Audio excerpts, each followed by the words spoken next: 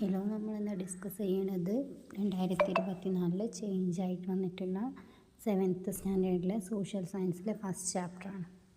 Okay, നമുക്ക് ചാപ്റ്ററിലേക്ക് കിടക്കാം. ചാപ്റ്ററിൻ്റെ നെയിം മിഡീവൽ ഇന്ത്യ എന്നാണ്. ഓക്കെ, മിഡീവൽ പീരീഡിൽ ഇന്ത്യയിൽ ഉണ്ടായിട്ടുള്ള പ്രമുഖ എംപയേഴ്സിനെ കുറിച്ചിട്ടും അവർ ബിൽഡ് ചെയ്തിട്ടുള്ള ഫോർട്ടിനെ കുറിച്ചിട്ടൊക്കെ നമുക്ക് ഈ ചാപ്റ്ററിൽ പഠിക്കാനുള്ളത്. ഫസ്റ്റ്ലി ഈ ചാപ്റ്ററിലേക്ക് കിടക്കുന്ന സമയത്ത് തന്നെ നമുക്ക് എന്ത് ചെയ്തിട്ടുണ്ട്, 2 ഫിഗേഴ്സ് തന്നിട്ടുണ്ട്.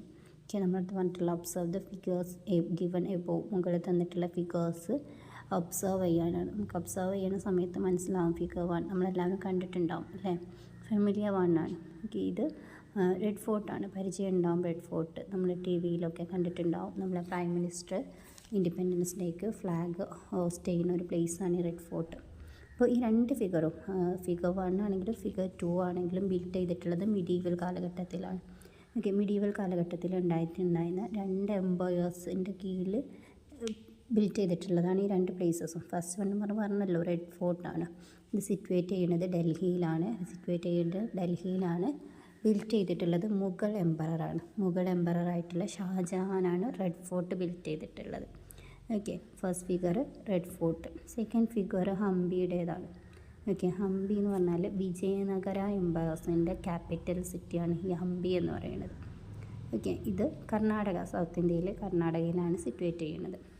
ഇപ്പോൾ ഇവിടെ നമ്മൾ 2 എംപയേഴ്സിനെ കുറിച്ചിട്ട് പറഞ്ഞു. ഫസ്റ്റ് വൺ മുഗൾ എംപറേഴ്സും സെക്കൻഡ് വൺ വിജയനഗര എംപയേഴ്സും. അതിൽ red fort Mughal empires build ചെയ്തിട്ടുള്ളതാണ്. ഹംപി വിജയനഗര എംപയേഴ്സ് ബിൽഡ് ചെയ്തിട്ടുള്ളതാണ്. നമുക്ക് ആ ഒരു കിങ്ഡത്തെ കുറിച്ചിട്ടാണ് ഈ ചാപ്റ്ററിൽ പറയാനുള്ളത്. ഫസ്റ്റ് നമ്മൾ പറഞ്ഞ പോലെ മുഗൾ എംപയേഴ്സിനെ കുറിച്ചിട്ട്. അതിന് മുമ്പ് നമ്മൾ എന്ത് ചെയ്യണം, ഇത് നോട്ട് ഡൗൺ ചെയ്യണേ. ഫിഗർ 1 നെയിം റെഡ് ഫോർട്ടാണ്, situated in Delhi, built by Mughal emperor Shahjahan. Okay, second figure Hampi, situated in south India Karnataka.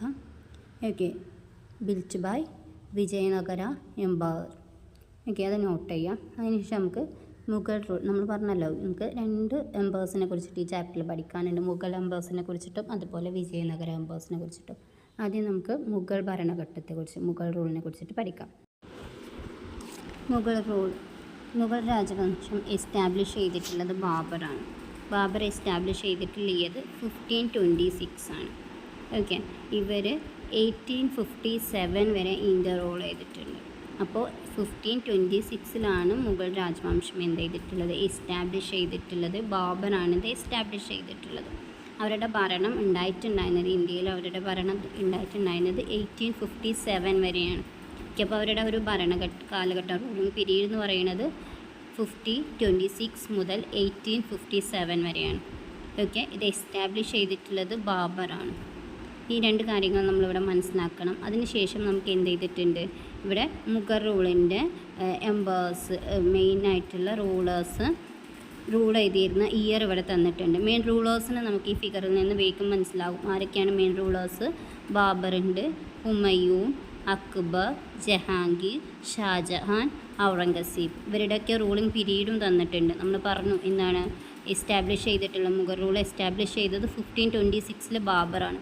അപ്പോൾ ഫസ്റ്റ് 1526 മുതൽ 1513 വരെ റൂൾ ചെയ്തിരുന്നത് ബാബറാണ്. പിന്നീട് അങ്ങോട്ടേക്ക് 1513 മുതൽ 1540, പിന്നെ 1555 മുതൽ 1556 വരെ ആരാണ്, ഹുമയൂണിൻ്റെ കാലഘട്ടമാണ്. ഓക്കെ, അതിനുശേഷം അക്ബർ, പിന്നെ ജഹാംഗീർ, ഷാജഹാൻ ആൻഡ് ഫൈനലി ആരാണ്, ഔറംഗസീബാണ്. മുഗൾ എംപേഴ്സിൽ റൂൾ ചെയ്തിട്ടുള്ള ലാസ്റ്റ് റൂളർ ഔറംഗസീബാണ്. ഫസ്റ്റ് റൂളർ ബാബറാണ്. ഔറംഗസീബിൻ്റെ കാലഘട്ടം എന്ന് പറയുന്നത് 1658 മുതൽ 1707 വരെയാണ്. അപ്പോൾ ഇത്രയും കാര്യങ്ങൾ നമ്മൾ കറക്റ്റായിട്ട് നോട്ട് ഡൗൺ ചെയ്യാം. മുഗൾ റൂള് എസ്റ്റാബ്ലിഷ് ചെയ്തിട്ടുള്ളത് ബാബറാണ്. അവരുടെ റൂളിംഗ് പീരീഡ് എന്ന് പറയുന്നത് എന്താണ്, 1526 മുതൽ 1857 വരെയാണ്. അതുപോലെ അതിലെ മെയിൻ റൂളേഴ്സ് ആരൊക്കെയാണ്, ബാബർ, ഹുമയൂൺ, അക്ബർ, ജഹാംഗീർ, ഷാജഹാൻ, ഔറംഗസീബ്. ഓക്കെ, ഇത് കറക്റ്റായിട്ട് നോട്ട് ഡൗൺ ചെയ്യാം. ഓക്കെ, ഇനി നമുക്കിവിടെ ഒരു മാപ്പ് തന്നിട്ടുണ്ട്. ഈ മാപ്പിൽ പറയണത്, ഈ മുഗൾ രാജവംശം എന്ന് പറഞ്ഞാൽ എന്താണ്, ഒരു വാസ്റ്റ് കിങ്ഡമായിരുന്നു, ഒരു വലിയൊരു കിങ്ഡമായിരുന്നു. അവർക്ക് എന്തുണ്ടായിരുന്നു, ഇന്ത്യയിൽ കൂടാതെ ഇന്ത്യയുടെ നെയ്ബറിങ് പ്രൈസിലേക്ക് വരെ, അവരുടെ നെയ്ബറിങ് കൺട്രീസിലേക്ക് വരെ എന്ത് ചെയ്തിരുന്നു, അവരുടെ റൂളിംഗ് സ്പ്രെഡായിരുന്നു. ഓക്കെ, അതാണ് ആ ഫിഗറിൽ കാണിക്കുന്നത്. നമുക്ക് നോക്കിയാൽ മനസ്സിലാകും. ഇന്ത്യയിൽ മാത്രമല്ല, അവിടെ എന്ത് ചെയ്തിട്ടുണ്ട്, നമ്മളെ പാകിസ്ഥാൻ, അഫ്ഗാനിസ്ഥാൻ, ബംഗ്ലാദേശ്, ഇവിടേക്കൊക്കെ എന്ത് ചെയ്തിട്ടുണ്ട്, അവരുടെ ആ ഒരു റൂളിങ് സ്പ്രെഡ് ചെയ്തിട്ടുണ്ട്. ഓക്കെ, നമ്മളടുത്ത് പറയുന്നുണ്ട് എന്ത്, ഈ ഒരു മാപ്പ് നോക്കിയിട്ട് ഇതാ ഇവർക്കൊരു ക്വസ്റ്റ്യൻ നമുക്ക് കാണാൻ പറ്റും.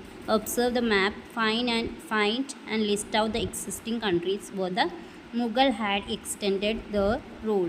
ഓക്കെ, നമ്മൾ ആ മാപ്പ് നോക്കിയിട്ട് മുഗൾ രാജവംശം അവരുടെ റൂളിങ് എവിടേക്കൊക്കെ ഇന്ത്യ കൂടാതെ ഇന്ത്യയുടെ അപ്പുറം ഏതൊക്കെ കൺട്രീസിലേക്കാണ് അവർ സ്പ്രെഡ് ചെയ്തിട്ടുള്ളത് എന്നാണ്.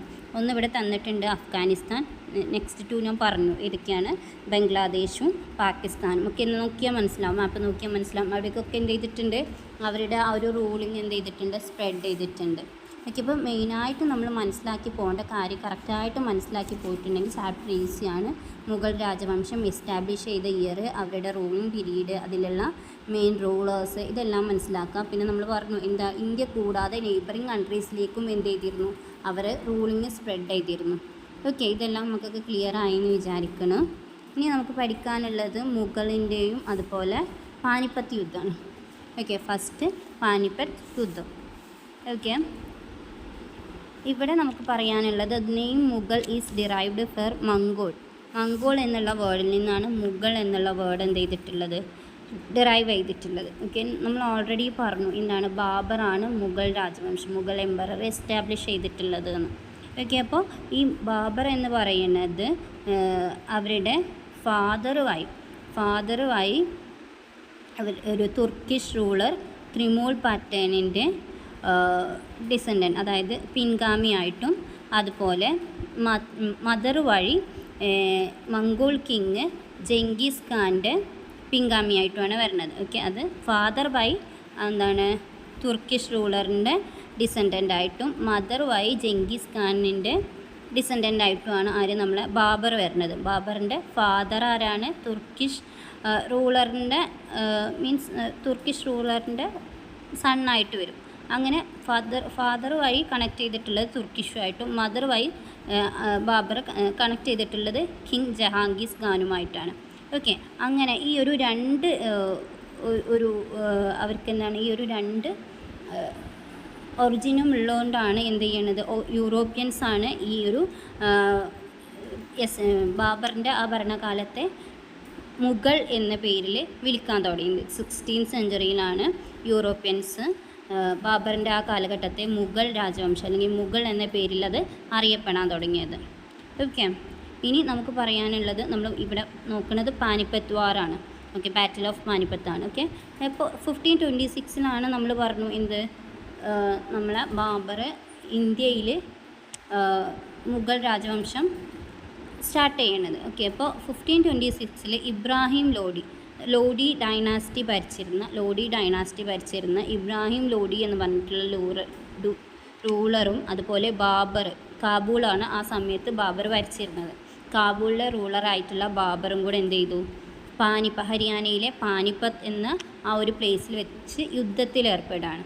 ഓക്കെ, അങ്ങനെ ബാബർ ആ യുദ്ധത്തിൽ ജയിച്ചിട്ട് അവൻ എന്ത് ചെയ്തു, ആ ഹരിയാന പിടിച്ചടിച്ചു. മീൻസ് ഇന്ത്യയിൽ അവർ മുഗൾ രാജവംശം എസ്റ്റാബ്ലിഷ് ചെയ്തു എന്നാണ് പറയുന്നത്. അപ്പോൾ മുഗൾ രാജവംശം ഇന്ത്യയിൽ എസ്റ്റാബ്ലിഷ് ചെയ്തത് എന്തിലൂടെയാണ്, ഈ പാനിപ്പത്ത് ബാറ്റിലൂടെയാണ് മുഗൾ രാജവംശം ഇന്ത്യയിൽ എസ്റ്റാബ്ലിഷ് ചെയ്തിട്ടുള്ളത്. ഓക്കെ.